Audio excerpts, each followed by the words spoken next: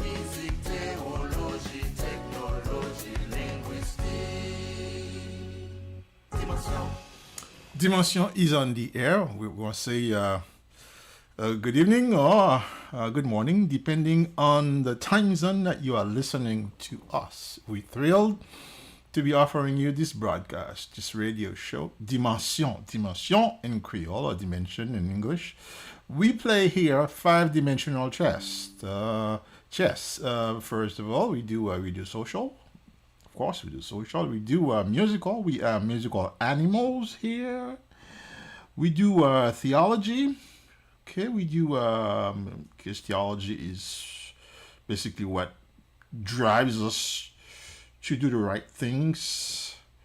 And then we talked about technology. We are also technological animals. we want to make you technologically superior when you are working with us. And then finally we have the linguistics dimension, where we focus on the language. Our main language, at least for myself, is Creole. Of course, I do a little English here and there. And also, I have a lot of people that are connected with me who do English. So therefore, because I need to communicate with them, I need to do some English. So therefore, we have a show in English. Dimansyon is a five-dimensional outfit. We also have 5 days. 5 days during the week. On Monday, we do a Creole show. On Tuesday, we do a French show for the Zuzus, the ones who like French. On Wednesday we do Creole. On Thursday we do English. On Friday we do Creole. On Fridays we also sometimes do music. We have long playing music. We call that a rehearsal, where we bring in an artist here and we just practice over the air.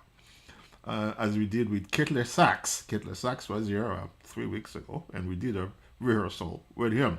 So I mean, it's a really I'm having a lot of fun with this broadcast, and I also want you to have a lot of fun with me, because we're having fun together and putting this thing together.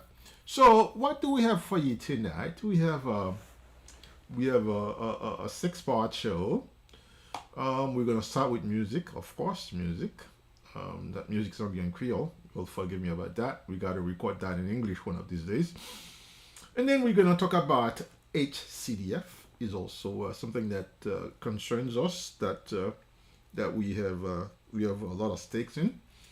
We're going to talk about KISS-KI also. We also have a lot of stakes in KISS-KI. And then we're going to talk about DeepSeek, not DeepSeek, of course, DeepSeek. DeepSeek is here, but there are still some fixes to be made. So we'll talk about DeepSeek. And then we are also we're gonna be musing about Jeff Bezos, who is in charity. Interesting. Very interesting. Jeff Bezos is doing charity. We'll talk about that a little bit. And then we're gonna show you the main course. The main course is the Orwellian Fix is in. Orwellian Fix is in. I'm gotta pronounce this right. That's George Orwell. So it's Orwellian Fix is in. This is the main course, and we want you to stay with us. It's gonna be an interesting program. We got a lot of research material that we're gonna be disseminating throughout the show. My name is Marc-Arthur Pierre-Louis. I am your chief podcaster in Dimension. I don't know if my kids are listening to me, but I sent them the link, the YouTube link, and they should be in. And I send the link also to my WhatsApp contacts, and I hope that they will be turning in. I also sent that link to my friend of old, Rose Felix. I don't know if she's gonna be listening to us, but Rose, if you're here, welcome. Okay, guys, let's go and get into the show. Let's go into the show proper. Let's talk about a little music. A little music. Okay, this music was written by yours truly. It was written last year. Last year, and it was written to capture the the dire situation that is in Haiti. Of course, you've heard of that music, but it's also in this context of what's going on, in the context of what's going on here. We are invaded. In Haiti, we are invaded. Like I said, we are invaded, we are infested, we are infected by bandits. To some degree, the same thing is happening here. So the song was written for Haiti, applies here too. We are invaded, invaded. So let's listen to just truly talking about this invasion that occurred. This is my tax. This is my music. Of course, the arrangement made by our arranger, our good friend, on the northern part, on the northern side of this land, Canada. His name is Jacobson Telfort. He arranged that song for us, and so let's listen to that song. Oui envahis, nous envahis.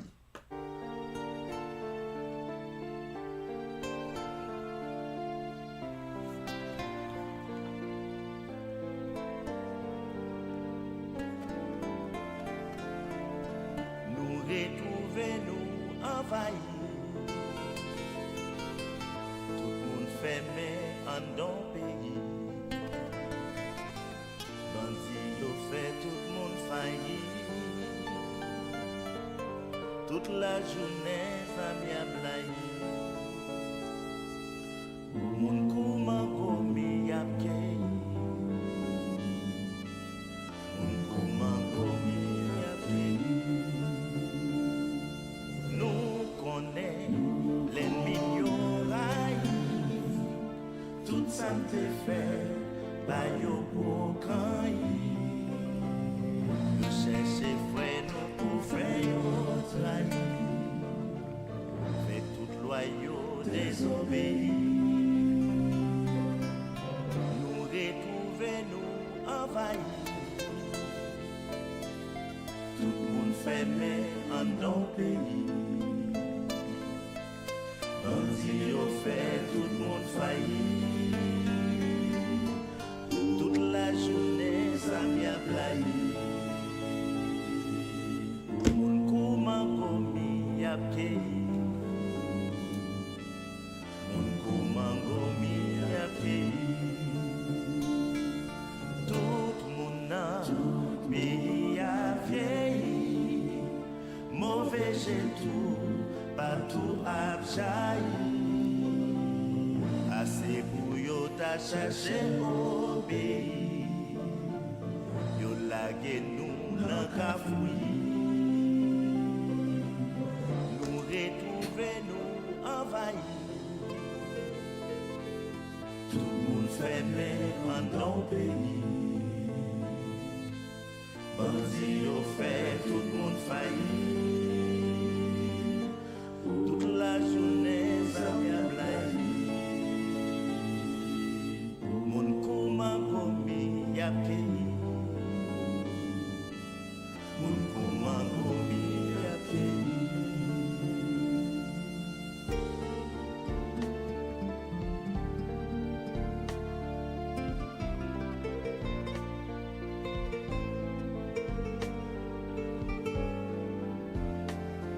Sans patriote yo abouyi.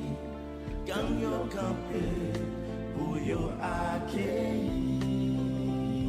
Yo man voyou ak zam kap recueilli. Sa troupille fait la bouillie. Nous retrouver nous envahis. Tout le monde fermé en don pays. Bandit yo fait tout le monde failli. Toute la journée ça m'y a blayi. Moun kouman komi ap kei. Moun kouman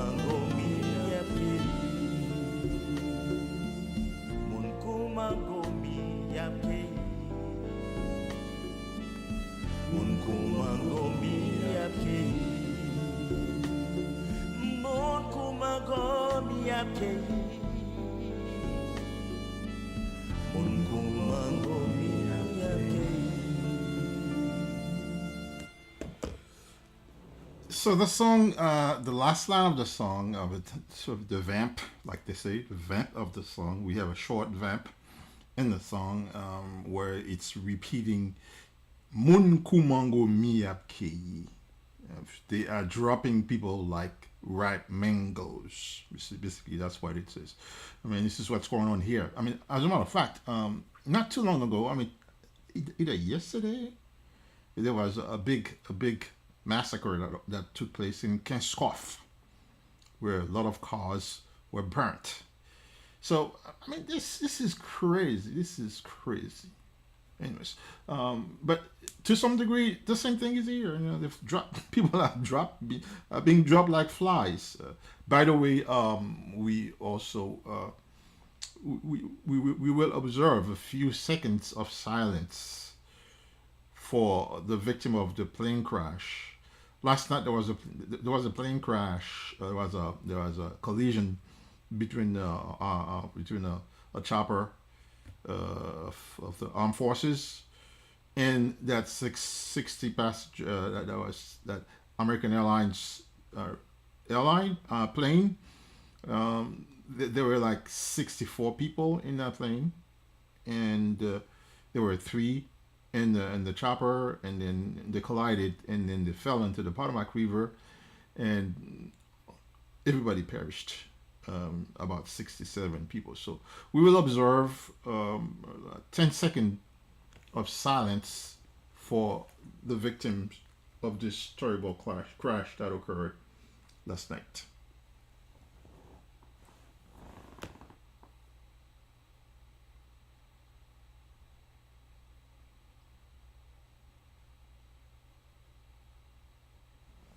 Father, we pray for the victims' family who are grieving now. So many people lost their lives in this horrendous crash.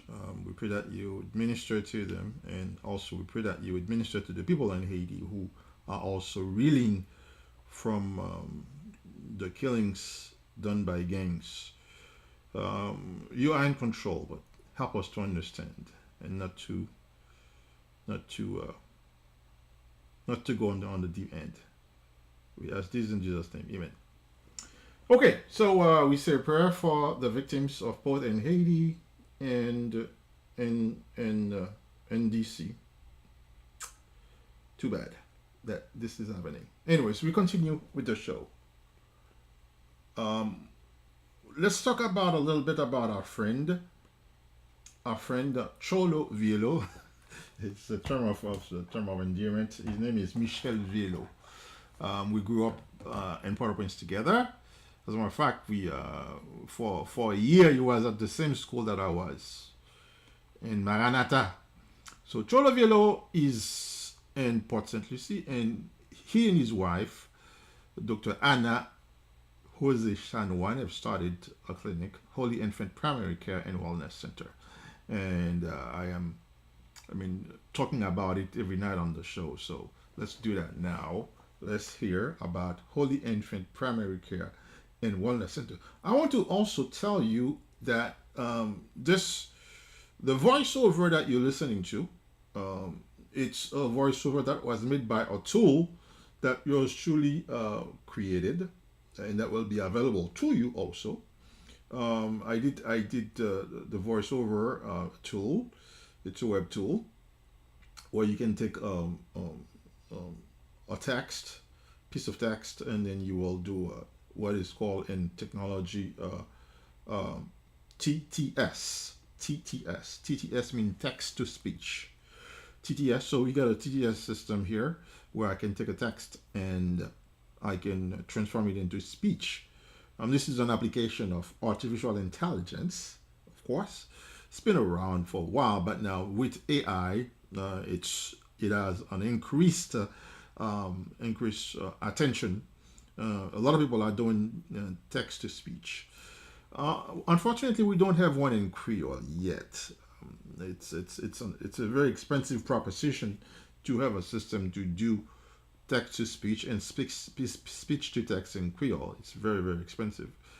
One of these days we'll have it, but it takes a lot of resources. Talk about at least $1 million to be able to create a system like that. So it's not cheap.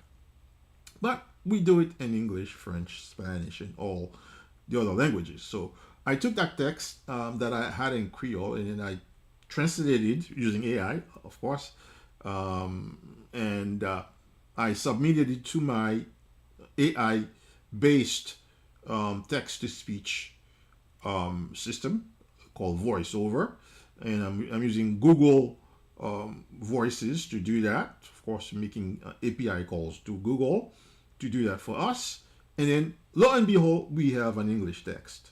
We have an English speech. This is very rudimentary, but again, it serves the purpose of talking about my friend Cholo Vielo or Michel Vielo and Holy Infant Primary Care and Wellness Center. Here we go. Haitians in Fort Pierce, Port St. Lucie, Stewart, Vero Beach, Indiantown, Jensen Beach, your doctor has arrived. She is none other than Dr. Ana Jose Chanwan, who is waiting for you at Holy Infant Primary Care and Wellness Center at 2215 Nebraska Avenue, Suite 3E in Fort Pierce, right next to Lawnwood Hospital. Dr. Ana Jose thoroughly checks everything to give you top-notch care, and if she needs to refer you to a specialist, it will be done immediately. She accepts Medicare, Medicaid, and other insurances as well. If you don't have insurance, don't worry, Dr. Ana is here to serve you. Call 772-801-5475 to make your appointment. You will receive the best welcome and the best service at Holy Infant Primary Care and Wellness Center. We speak English, French, Spanish, and Creole is our strong suit. 772-801-5475. There we go. We call that in Creole, pied bœuf pour pied bœuf ou pour une cas pratique. In English, they say you eat your own cooking. Yes. So I created that voiceover system that will be available to you soon, and then I'm using it for Dimansyon. I'm using it to help out a friend.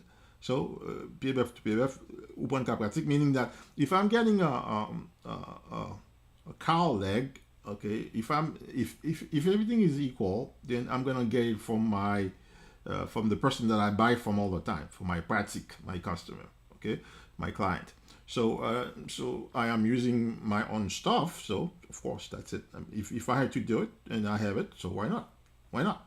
Okay. So that's it for T. Michel Vielo or Cholo Vielo, Parlez Intimes.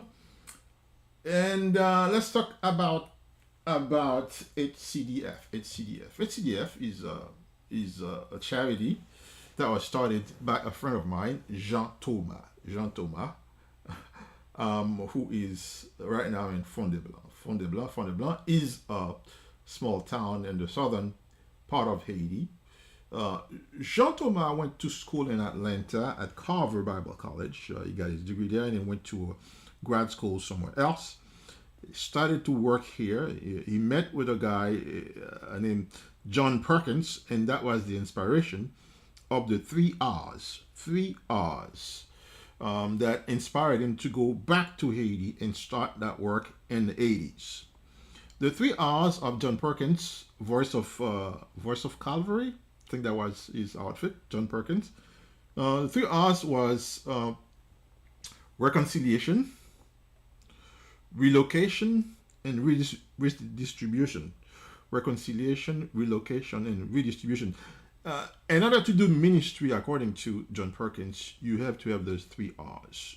You have to reconcile. You have to reconcile with the people. You have to reconcile the people with God. Okay, so that's reconciliation. Second is relocation, meaning that you gotta live where you are and go live where they are. Okay, and then redistribution. You gotta redistribute the wealth. You gotta spread the wealth.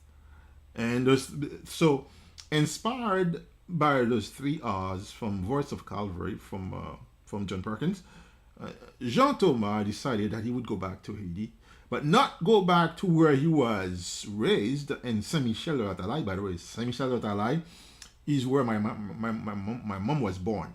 Jean Thomas and my mom's were friends. So Jean Thomas didn't go back to Saint Michel de la Talaye, but he went to a fresh place, for a fresh start. He started something in Fond-des-Blancs, and it's been a good story since then.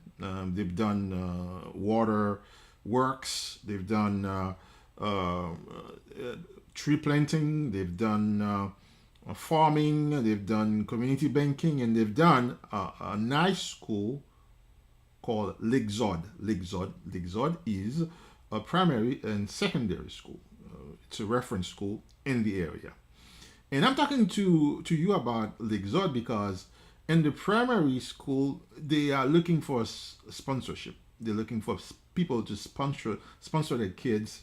If you could go to the website, hcdf.org. And HCDF stands for Haiti Christian Development Fund. Haiti Christian Development Fund. And you can go to the website at hcdf.org and you will see, when you click on sponsorship, you will see those cute kids waiting for somebody to sponsor them. So I am the chairman of the board, and I've been there over the summer. I've been always associated with John Thomas, but I was never the chairman of the board. I was on the board for a while, but I was never the chairman. But now I am, and therefore, because I have this medium where I'm talking to people, I can talk about that also. This is a good cause. Check out hcdf.org and you'll see what I'm talking about. All right, so that's my friend Jean Thomas in Fond-des-Blancs. Let's talk about Kiskei. As you can see and tell, as you can tell by the sound of my voice, by the excitement of my voice, of course. Kiskei is a play on the word Kiskeya. That's the name of Haiti. It was given to us by the Tainos, who were exterminated by the Spanish people. Okay, but the Tainos gave us the name Kiskeya, and then we took it on. So Haiti is Kiskeya. But my son Michael, when I introduced him to the idea of starting something in technology and in AI, so he came with that brilliant name Kiskei. So I got to give him credit for that, Mikey. So Mikey, kudos to you for helping us finding that name, Kiskei. So it's a play on Kiskeya and a play on AI.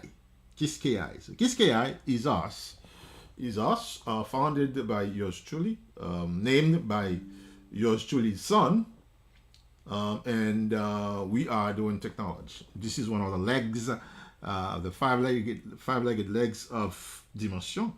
Okay, technology. We need to be technologically superior. So we do AI, we do web development, we do mobile application development, we do podcasts, we do blogs, we do anything that has to do with software development. We can do it because we are experienced in that area. Kiskei is here, and pretty soon we are going to unveil a suite of tools that will have for you to progress, to make your life better, to be more efficient, and then voiceover will be one of them. So Kiskei is poised to break out, and then you are going to be there with us. So Kiskeya, same thing, same difference. All right, Kiskeya is in. This is us, and let's continue with the other parts of the program.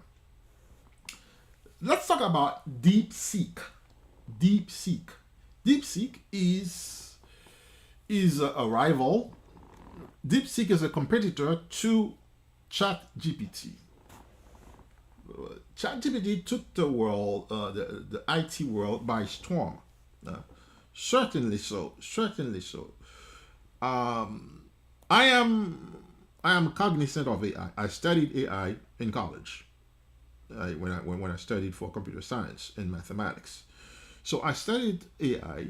I remember Professor Hoffman, who was our AI professor. I remember him very well, and I remember him saying that this is the type of question that AI will answer. Who framed Roger Rabbit? I remember that until now. As a matter of fact, I kept my book, my AI book, Foundation of Logical Foundations of Artificial Intelligence. That's the book, and I still have the book in my library, in my library.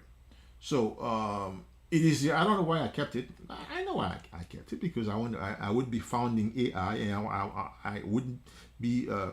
I would be needing to show that I know AI by showing my book of my undergrad book of AI. Okay, so there you go. So DeepSeek is doing AI, and like I was saying, Chat GPT took the world by storm. I was saying that I know AI. I've studied AI. Okay, but I have never seen something like that when I first saw AI. I would pay dearly for it. One of these days, I'll tell you how I paid dearly for knowing AI. Okay, but yeah, not today. Not today. I promise I will tell you one of these days. I paid dearly, but I've never seen something like that. I've never seen technology put to good use. Now, before we got here, there was a big push for data. Right? You probably heard of big data. Well, data is what is driving AI. Data, lots of data, gazillions of bytes of data, and it used to. There was that saying, in the data world that says, "Data is the new oil." Okay, so data is what drives AI. Those models have millions of parameters for them to do what they do. Okay, so when I say that I've never seen something like that, I'm serious, right? And I've very experienced in IT, but when AI showed up, I mean, that version of AI by OpenAI, yes, so Sam Altman, who is the founder of AI, I'm sorry, of OpenAI, when they unveiled ChatGPT, I was blown away, literally blown away by what I could do with it. If somebody is good at something, then AI is going to make you 1,000 times better. Okay, so DeepSeek is here, and DeepSeek is a competitor of ChatGPT. I mean, DeepSeek is there for free, and a lot of people were really amazed by what DeepSeek could do. DeepSeek was giving ChatGPT a run for its money, and people were thinking, "Hey, this is the replacement of ChatGPT because it's free." And to do anything decent with ChatGPT, you have to pay them $20 a month. So, and then they are going to have another version where you're gonna pay hundreds of dollars to use it. So these guys, if I say neg, so these guys are getting ready. So them neg are getting ready to really cash out on AI.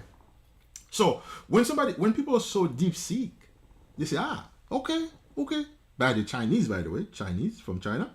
Okay, they say, well, okay, we have a solution to ChatGPT's black market.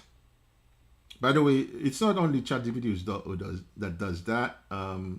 Also, we have Anthropic Claude, who is another IT AI offering. We also have Gemini by Google, that is also an offering. We have Facebook's Yama. They're not they're not there yet. And also our dude Elon Musk have something called Grok that is going to do AI. Okay, so but DeepSeek is here, and people thought it would give everybody a run for their money, and it can.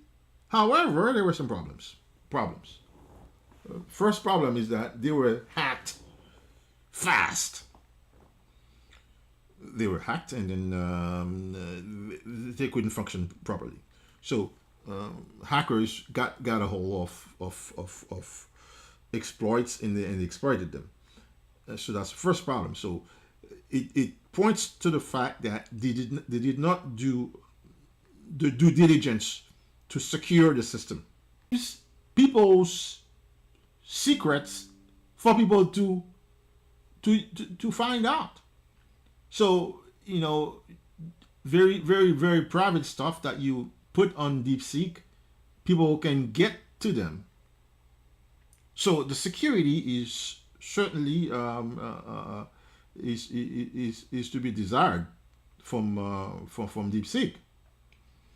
And then on top of that, and that is ironic, by the way, ChatGPT is complaining that DeepSeek used some of their stuff, you know, by querying ChatGPT and then using those things in their models.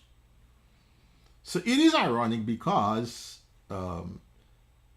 ChatGPT, OpenAI did that too. I mean,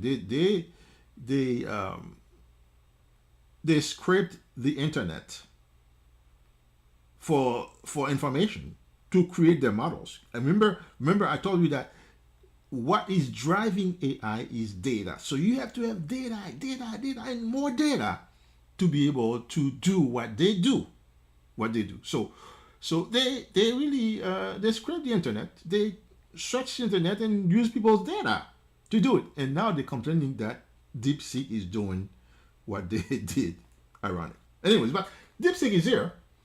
But as a consumer, I welcome DeepSeek. Although they're from China, but I welcome them because they give me an alternative. Because when there is competition, the consumer wins because you have options. Today, I have 3 browsers that I can use. At least 3. I can use Edge, I can use Chrome, I can use Firefox. If one is broke, then I can use the other one. If one can't do something, I can try to do something. So this is the competition. The consumer wins when there's competition. So DeepSeek is another option for AI, and it says it's free. It is free, but they need to fix their problems fast for people to use them. Otherwise, people are just gonna pay for the security. A fourth thing that I saw with not only 5 things that I saw that kind of show that DeepSeek was not quite ready for prime time. First of all, I tried to sign up in DeepSeek, and it took me a while. It was very slow. My passwords were rejected. I tried using 2 emails, valid emails. Those emails were rejected. Then it took like 6 hours before I could get in. So that's one problem. So they were not ready for prime time. Second problem is, after I got in, you know, I submitted a prompt to them, and then they churned, and then they came back and said, well, and told me, hey, server is busy. Try it again, server is busy. So again, they're not ready for prime time. So, but it's an option that they have, that if they fix them and the service is there, the quality of service is there, then they're gonna be a viable option, and they're gonna put the pressure on some Altman, OpenAI, and Google Gemini, and the other quote unquote "petit poule de mama." people there, the small chicken behind the hen. Basically, this is where you describe, all the AI providers who are not, up to par yet. Anyways, so when AI is there, when DeepSeek is there, is good, then they're gonna be fighting with ChatGPT. They're gonna be fighting with Gemini. They're gonna be fighting with Claude Anthropic, and then with the other people there moments. Anyways, so DeepSeek is here. And the next thing we talk about is Jeff Bezos. Jeff Bezos is in charity. I'll give you a secret also. When IBM, chased the old heads in 2018, I mean, IBM say, okay, when you are at a certain age, you gotta go. They gotta bring new blood, because new blood are more innovating. It's not true. It's not true. They wanted to stop paying for experience. They wanted some young chops that they can pay peanuts, and they claim that they are more innovative. So they chased the old heads in 2018, and then I was chased. So and I went and did my certification on Amazon Web Services. In that sense, Amazon is pretty innovative. They are quite they are one of the responsible people for the cloud as we know it. So that came from Amazon. So it was a creation of Jeff Bezos. So that was genius, right? Jeff Bezos is a genius. And I wanted to work for them after I left IBM, so I got my certification and had lots of interviews, which went fine, but we didn't close. But we had an interview, several interviews, and one of the things that they asked me in one of these interviews was, "What would you wish that Amazon would do?" That was in 2018. Okay, and I said, "Well, judging by the success of you guys in IT, in the cloud, and services, I think you guys should really focus on charity now that you've gotten the money." And they say, "Yeah, that's a good idea. And then I'm not saying that I'm the one who advised them to do that, but the coincidence is that Jeff Bezos started doing charity in 2018. Not me, but a little coincidence. So he did charity. He did something in Seattle where they are, and they had they started there in 2020 when COVID hit. They had a big building where they were housing the homeless people, and they continue on the same bandwagon, and they're helping the homeless people finding home. So that's charity, and this charity is basically concentrated in the U.S. Of course, U.S. Always the U.S. Nothing but the U.S. But anyways, it's nothing. It's better than nothing. So Jeff Bezos, talking about corporate greed, that guy is greedy, hungry for money. It is said that his workers were starved, to make him rich. And Jeff Bezos is one of the richest people in the world. Okay, now that he's doing charity, which is fine, behind Bill Gates and those, but I welcome his charity, but he needs to expand it. Not only open it up for more people in the States, but also going outside of the States. Okay, a lot of people need help, so they could use his help. But one of the things that they also blame him for was that he drove a lot of people into homelessness in Seattle. So basically, he's wiping the mess that he created. But anyways, it's better than nothing. Jeff Bezos is in charity, and it is interesting, very interesting. And now let me see what time it is. Okay, it's 8:41, and we are going to dive into the Orwellian fix that is in, and we'll go beyond 9 o'clock, probably 9:10. I think 9:10. That's when we're gonna end this broadcast, between 9:10 and 9:15. I'm hoping because I have a pretty hefty speech now to make about the Orwellian fix.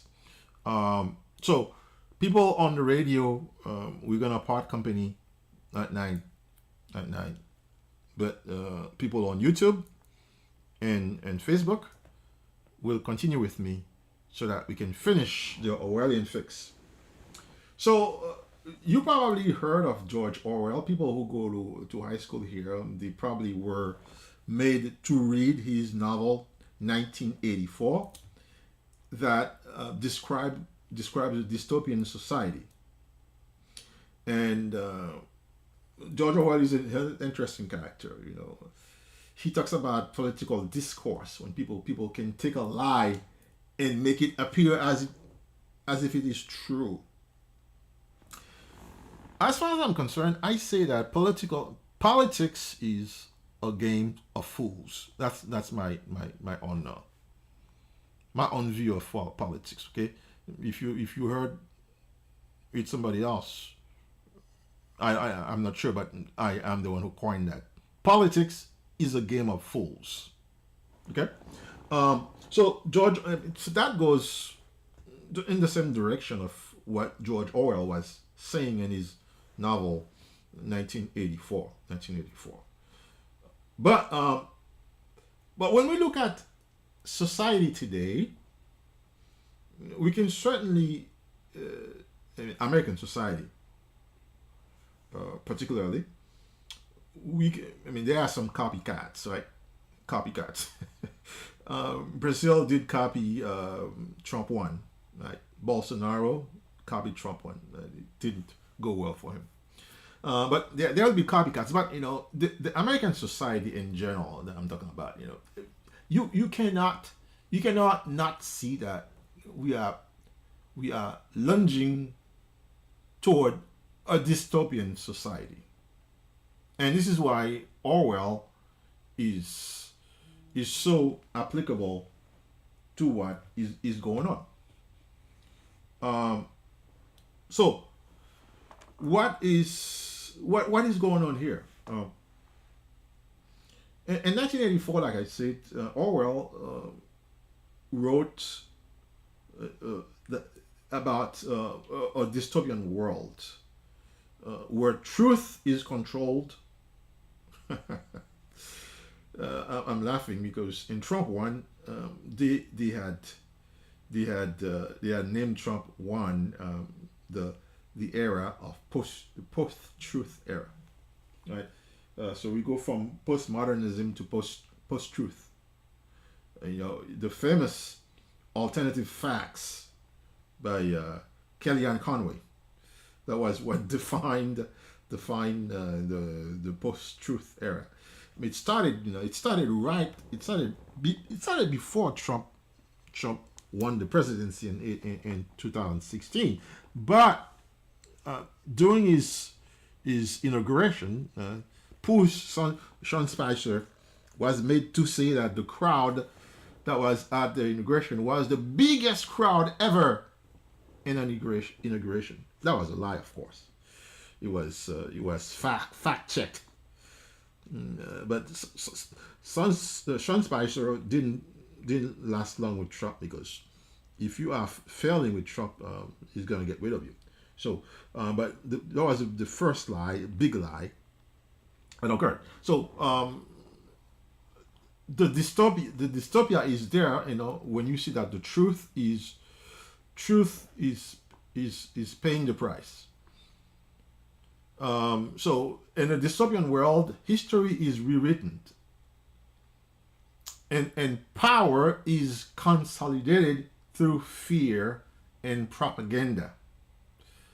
And as I'm saying this here, I'm just scratching the surface, but and you can see that it is a fitting description of our society today. So this country finds itself in a perilous path that mirrors many of the early warning signs that even we saw in Hitler, in Hitler's rise in Nazi Germany. What can we see there? We can see there, in parallel to Hitler, we can see that there's a leader that is doing a personality cult and demanding loyalty. Check. We can see it in the manipulation of the media and information to serve a political agenda. Check. We can see it in in targeting political enemies to get rid of them in some way, in some shape and form. Check.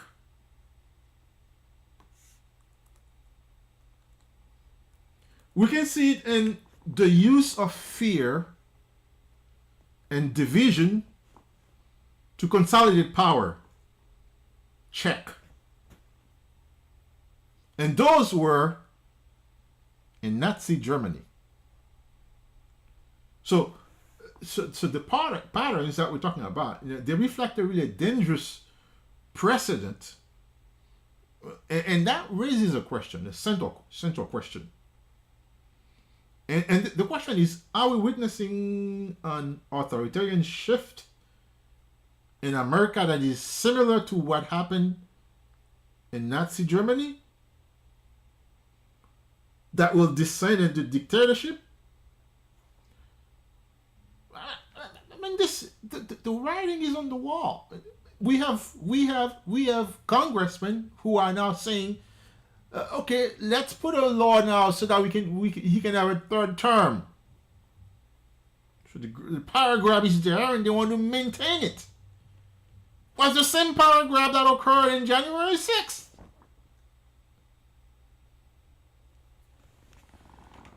So the past is a reminder to us that democracies, they don't crumble overnight, but they crumble through gradual erosion of freedoms, with institutional complicity and normalization of extremist ideology. I can't believe I'm saying all this, and how true what I'm saying is. It is scary. We now have by the way, we might go beyond 9:15, by the way. Okay, we might go beyond 9:15. We'll see. We'll do our best. I mean, the cult of personality. This is crazy. We have a reality star. I'm not lying. He is. Who loves himself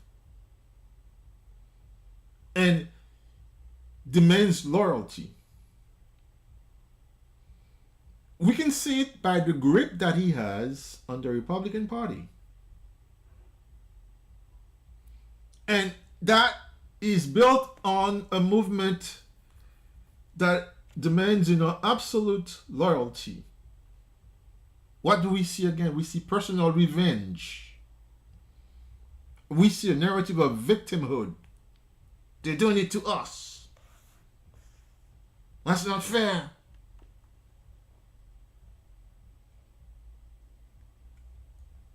When you dissent, you are a traitor. You are the enemies of the people.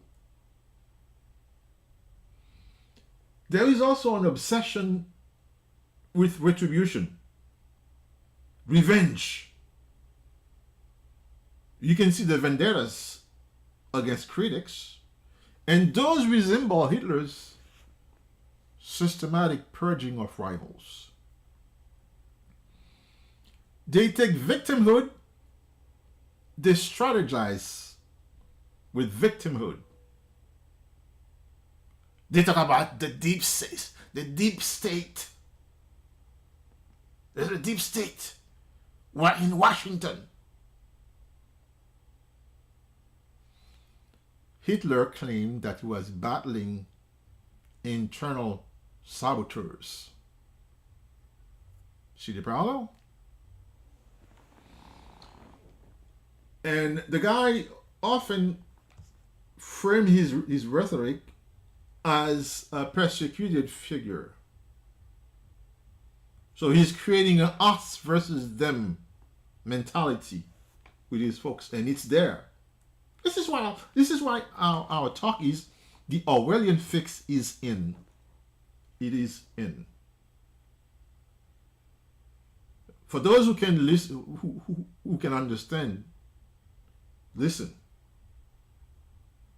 So it's us versus them mentality. And that, what it does, it radicalized the people. His supporters are radicalized.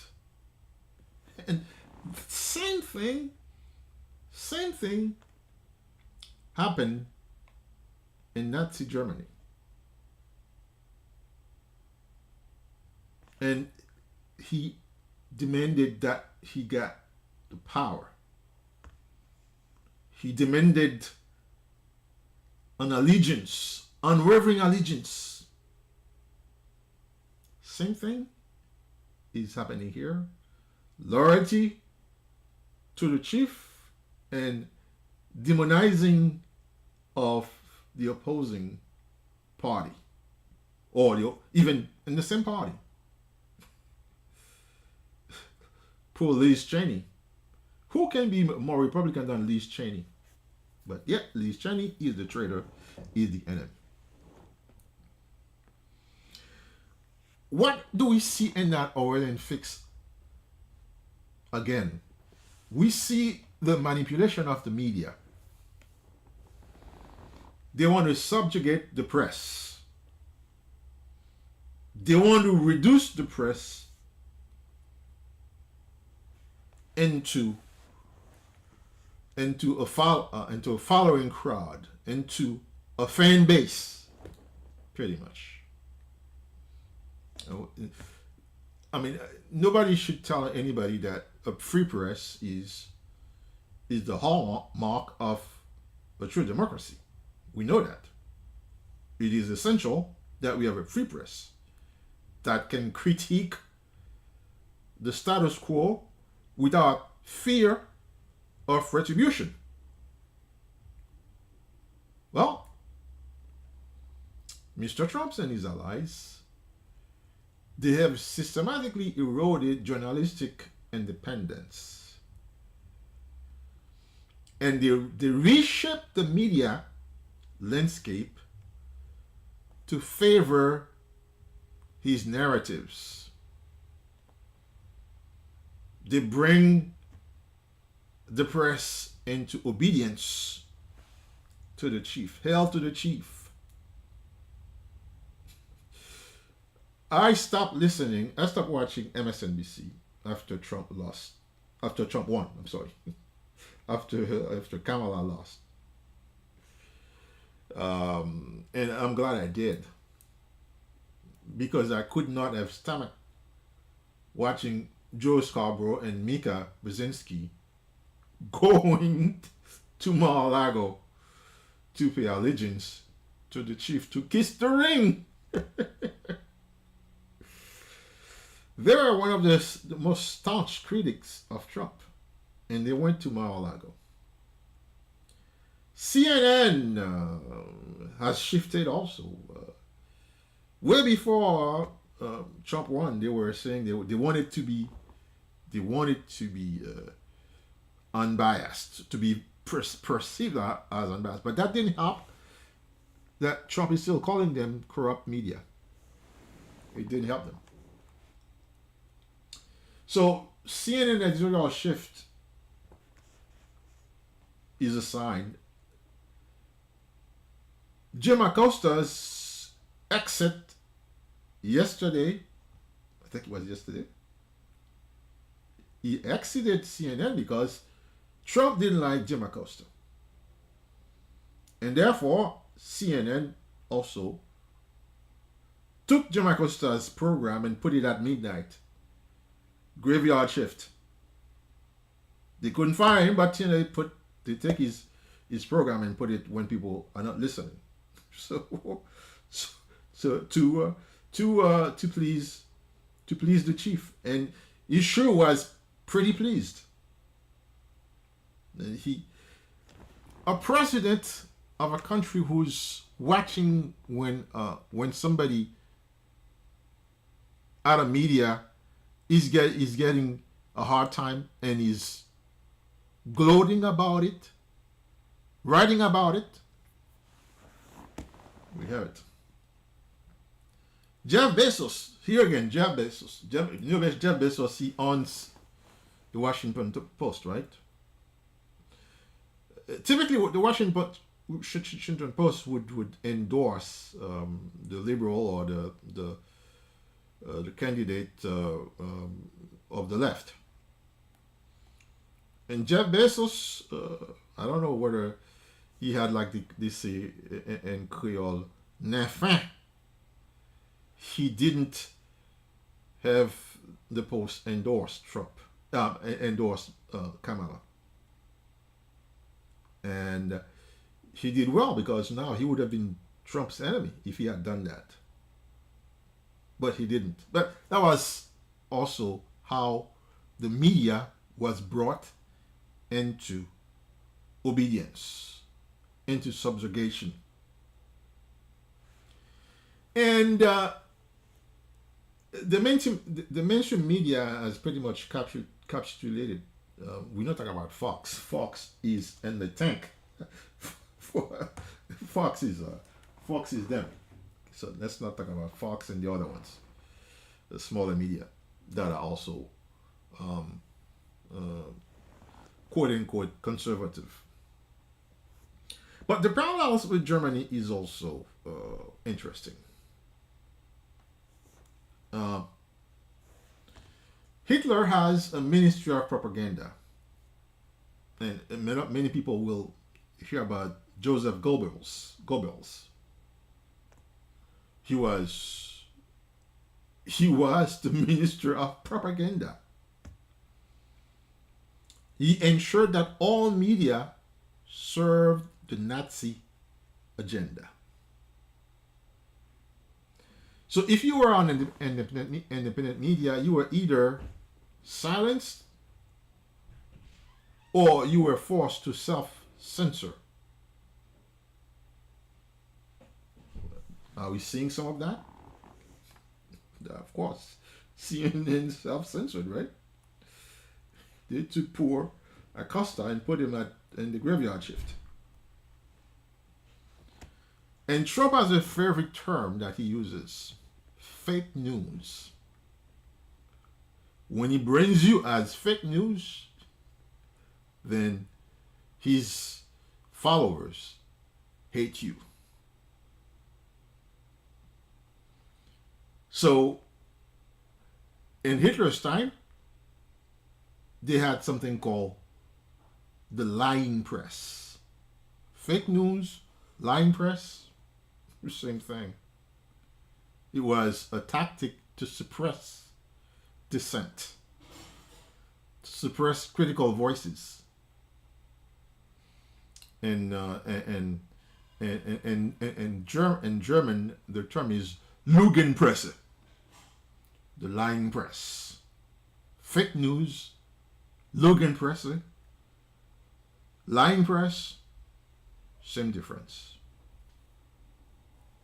Okay, so the Orwellian Fix is in the media. Media now are afraid to say something critical about the chief. And then to show how the Orwellian Fix is in, we can talk about the weaponization of fear. The weaponized fear because they target their political enemies. You know, there are some tactics of intimidation of political enemies, and those are the hallmarks of authoritarian regimes. So Mr. Trump is retaliating against his political enemies. I'll give you a couple of examples. John Bolton, who was his security advisor, John Bolton turned sour. By the way, John Bolton is not my hero. Okay, he's not. He's also a conservative. I have anything wrong with conservatives, but conservative and a guy who's doing coup d'état in other countries. So he's not my favorite. But because he turned sour against Trump and he spoke critically of him, he became the enemy. And now, what does Trump do when he becomes president? He removes his security detail. So basically, he left him exposed to attacks. He did the same thing for General Mark Milley, who also was his defense minister, if I'm not mistaken, and he also turned critical, and his security details was also stripped. His pictures in the Pentagon were removed. So this is retribution. This is revenge. So his portrait in the Pentagon was removed. So it's a symbolic erasure. He was erased symbolically because he dared defy Mr. Trump. Trump threatened to mass fire people. He fired, that's going on now.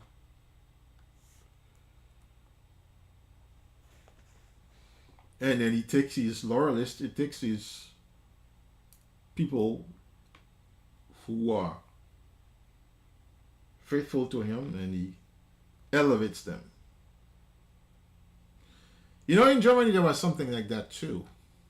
In Nazi Germany there was something called the Night of the Long Knives, where Hitler brutally eliminated political threats within his own party. That set the stage for his totalitarian grab of Germany. Security forces were used to remove opponents, and Trump signals that he would use government forces against his enemies. So we are descending into what could be authoritarianism.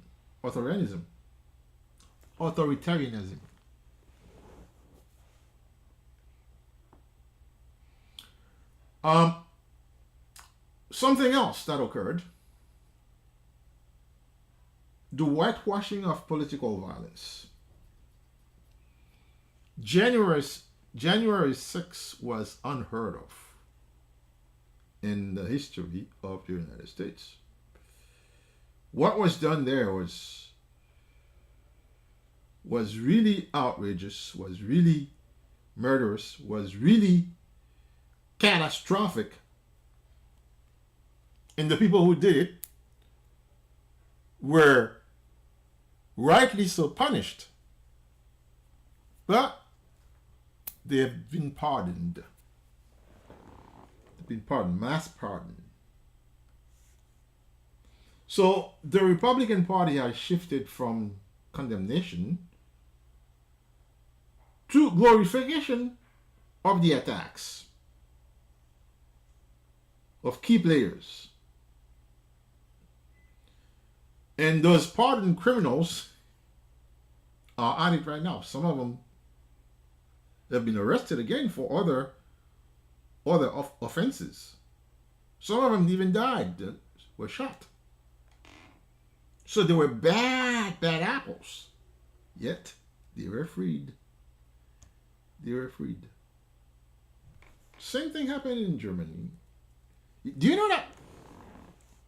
After I did the research on this Orwellian Fix season, I didn't know that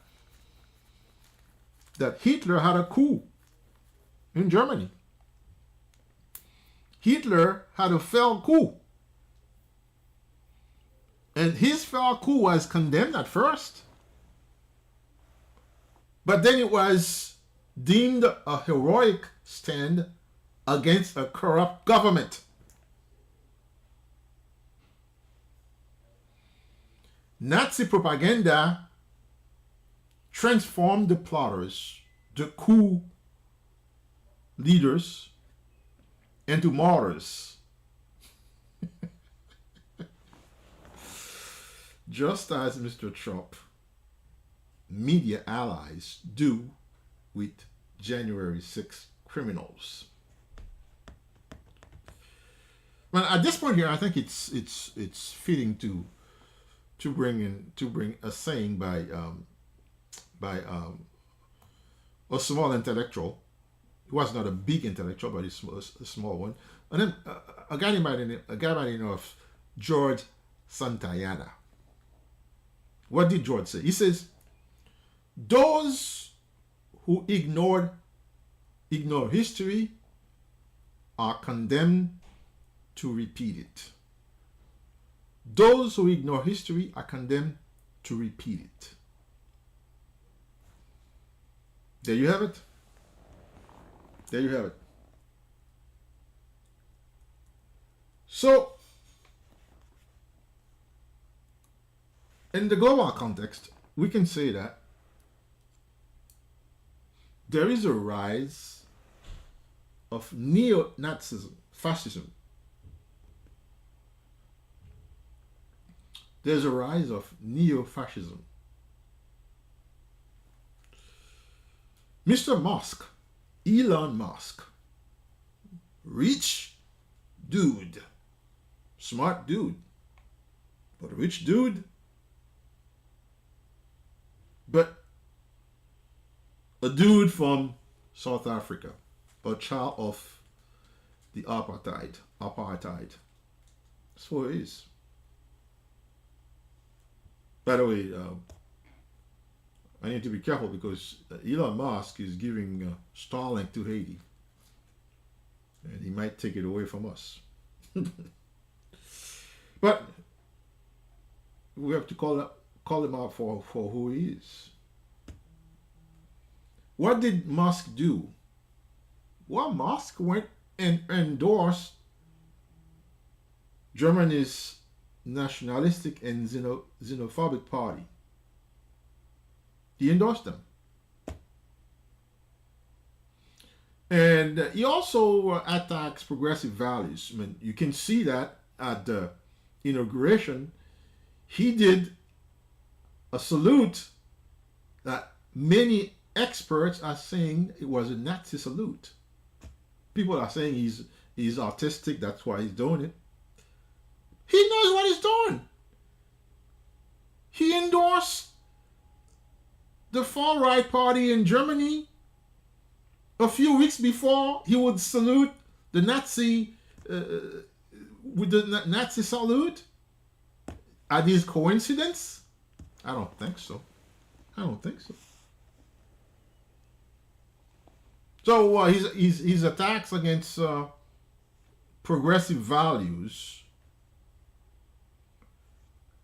they say his attacks echo the way that industrialists backed Hitler to counter socialism. You know, they would say Bernie is a socialist.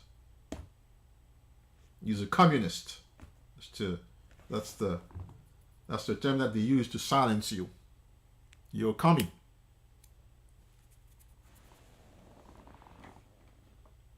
So we can see that as Hitler gained backing from industrials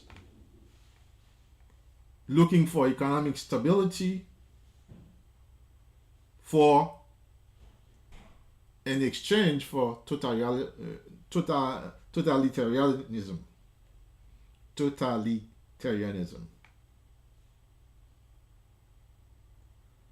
So today's far-right leaders, they rely on billionaires to bankroll their movements. This is so interesting. Clarence Thomas, right? Clarence Thomas, he's taking money left and right from billionaires. A federal judge cannot get $50 without reporting it. Clarence Thomas is getting millions between trips, vacations, people buying him big mobile homes. Those that are on wheel. I don't remember the name of them. That one cost like $240,000. And a friend wrote it off, and he failed to disclose it. What do we see? When Trump wanted what he wanted, when Trump wanted that immunity deal, Clarence Thomas was too happy to give it to him because he's in the pockets of billionaires, Harlan Crow and others. So you see that how the institutions are fragile, the catering to the agenda, what they call quote unquote conservative agenda, and they're being bankrolled by billionaires. So the institutional fragility is there. We can see it. So the institutions are, if the institutions cannot hold the fort, then everything is lost. So there is no longer, people are looking at the Supreme Court and they see that it's a monument of Trumpery. I'm just making these words here.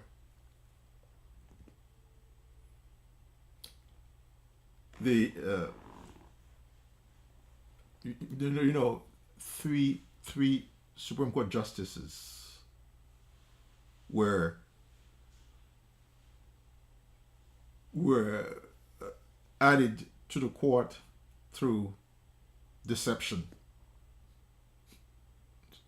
I'm not gonna go there, but you know that Neil Gorsuch was there through deception. You know that Brett Kavanaugh was there through deception. Well, quote unquote deception, but he was pretty much like Clarence Thomas. When Clarence Thomas was being put on the court, they brought up some questionable things that he did, but yet they rolled him in. Same thing with Kavanaugh. He was accused of somebody accused him of rape, but yet he was railroaded in. And Amy Coney Barrett. The reason why Neil Gorsuch was at the Supreme Court was because Mitch McConnell said, you cannot bring a Supreme Court Remember, in the last year of a president, that was 9 months before the end of Obama's mandate. McConnell was livid. Says, you cannot do that. How could you do this?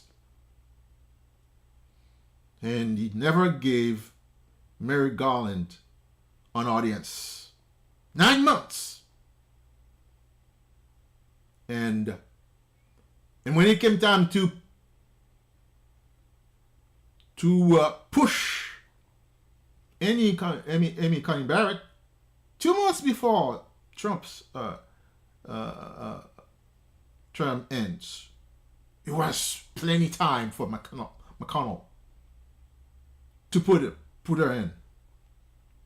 Deception.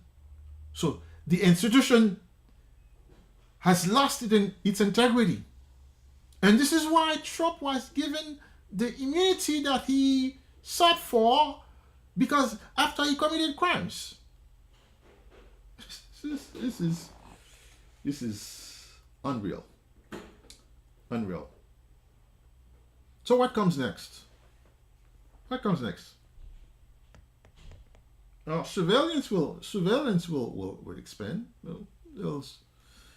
Some friend of mine, we were talking about WhatsApp, and they say that now, yes, the US can know everything that you say on WhatsApp. So Big Brother is already there. The Orwellian Fix is in. Big Brother is watching us. Now there is AI-powered monitoring, and they will further suppress dissent. Political retaliation will become normalized. It's happening now. It's happening now. It happened during Trump 1, and now it's going to be on steroid now. Mass purges and state-sanctioned retribution could define Trump 2. Let's hope it doesn't happen, but it could define Trump 2.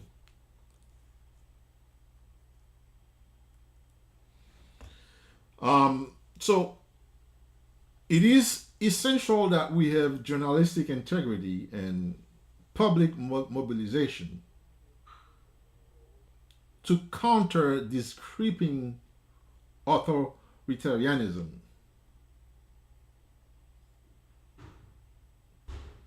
So what can we say in conclusion to finish this fascinating plunge into this Orwellian fix? The public must resist those who do not share the views of the quote-unquote conservative. But anyway, I have things in common with conservatives. So they're not all bad. But when it comes to this guy, they are all wrong. So what can we do? There must be some resistance. We're not going to take up weapons. We're not going to do that. We're not going to do violence. But yeah, we're going to dissent.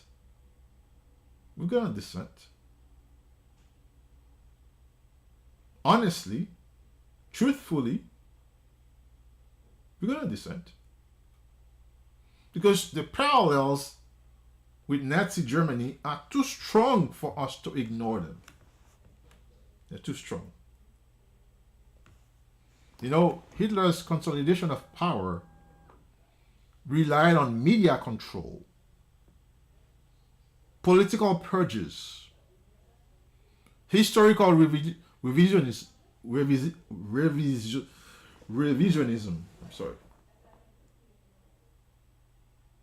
and fear-mongering. Those were tools that were used in Hitler's time. Let me cite them again. Media control, political purges, historical revisionism, and fear-mongering. And Trump and his allies, they're following the same playbook. They've silenced many of the people who opposed them. And we see things are being put in place to redo, at least to follow the same path.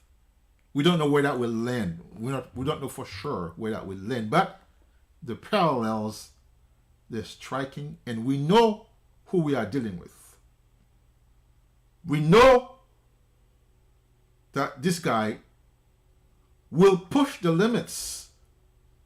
He will break the limits, as he did in January 6th.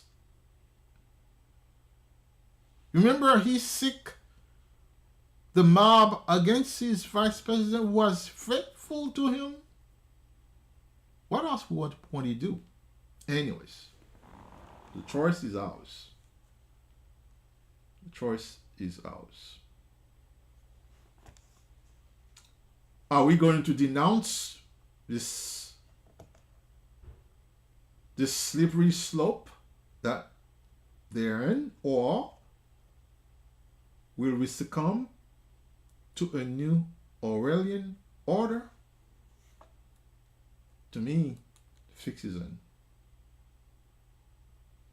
For Dimansyon, Marc-Arthur Pierre-Louis. We'll talk to you tomorrow. Good night.